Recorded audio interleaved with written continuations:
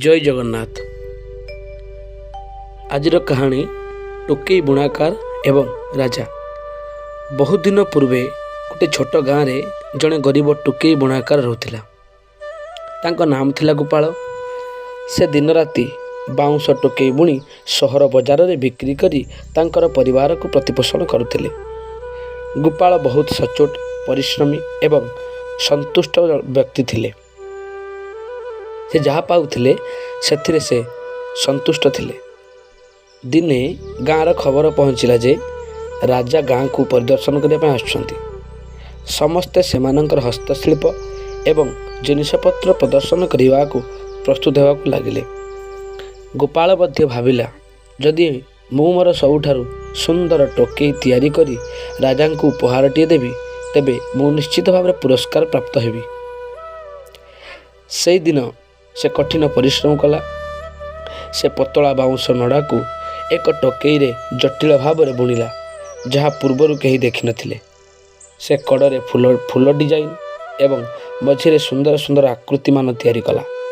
जेतेबेले यह समाप्त हैला, यह सुना परी चमकदार लगुथिला। जेतेबेले राजा गाँव रे आसी पहुँचिले, समस्ते सेमानंकर निज निजर काम देखाइबा को लगिले। किछि वस्त्र, किछि मूर्ति, किछि माटी पात्र, समस्ते जेजार जिनिस देखाइबा पय लगिले। गोपाल किंतु भारी भयभीत थिला, कहीं ना से तैयारी करछि गोटे छोट टोकेईटी। ताको लज्जाबोध होउथिला, तथापि से मन भितर साहस नहीं राजा सामने आसी छिड़ा हला एवं टोकेईटी धरी राजा को देखैला।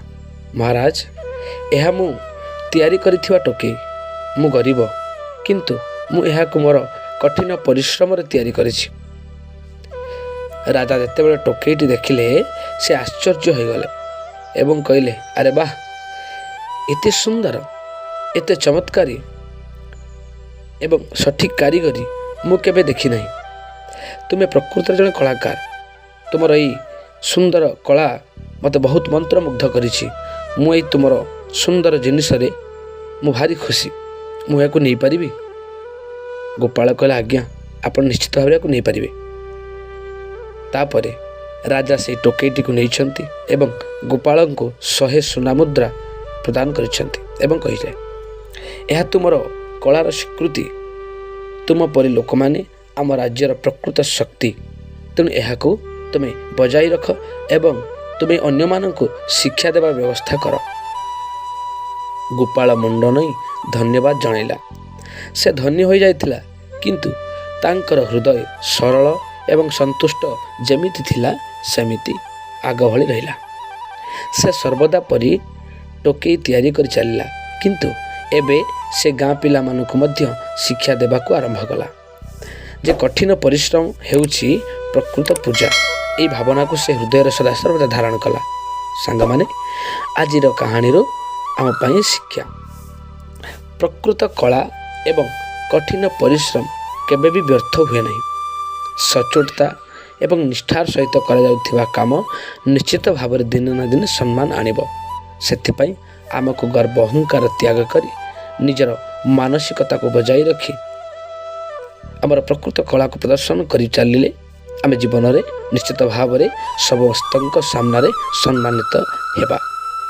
सांग माने, आजिर कहानी आपण मानको निश्चित भाव में भल लगी। जदि भल लगी आपण माने लाइक करेंगे, कमेंट करेंगे, शेयर करेंगे एवं जो माने सब्सक्राइब करना मोर पीके कार्टून स्टूडियो यूट्यूब चैनल को आपण माने सब्सक्राइब करेंगे। रोची जय जगन्नाथ।